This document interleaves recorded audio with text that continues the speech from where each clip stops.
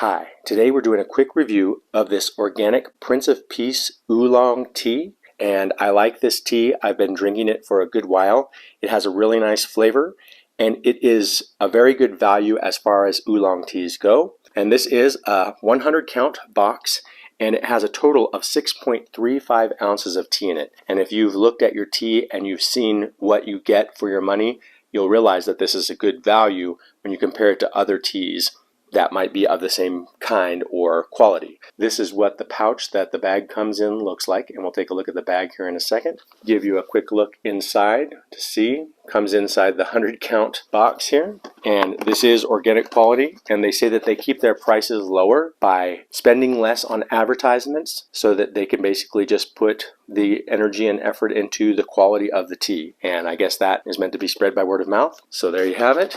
Here is what the tea bag looks like, and you can see it's an unbleached tea bag.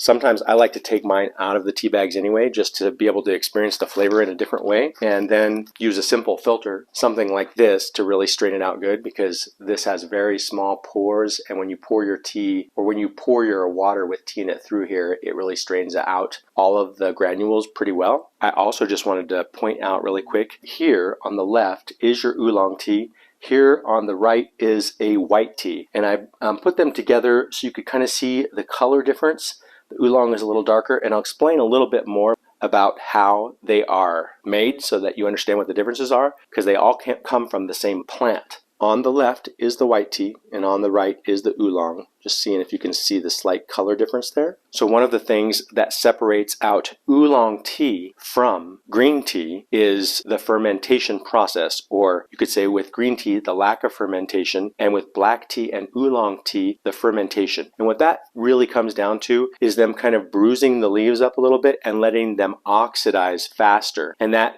maybe wouldn't be fermentation in the same sense that you would think of an alcohol fermentation, but it's a breakdown process and it brings out different flavors. Black tea being the one that is a longer fermentation process, and oolong tea, like we're looking at from Prince of Peace today, that has a shorter fermentation process or less oxidation than black tea, kind of in the middle. For whatever reason though, when you compare green tea to black tea to oolong tea seems to be one of the most flavorful and generally not so bitter. So let's go ahead and give this a taste.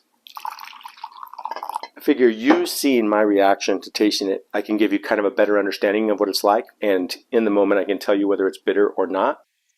Yeah, and a 3 minutes total brew time is what I'm going for. It might be 3.5 minutes, but I find that the shorter brewing times, less bitters, and so this brewed for about 3 minutes, and then I let it sit for about 4 to 5 minutes after, just to let it cool, up to 6 minutes. For whatever reason, that period of oxidation that is used with an oolong tea, it just has more flavor than black or green tea, and it's what I found my kids like more, for example. So that's my review of the Prince of Peace Oolong tea, which I think is a very good tasting oolong tea. I hope you like this review. If you did, please give this video a thumbs up, subscribe to the channel, and share this video, and I'll see you next time. Thank you so much for watching.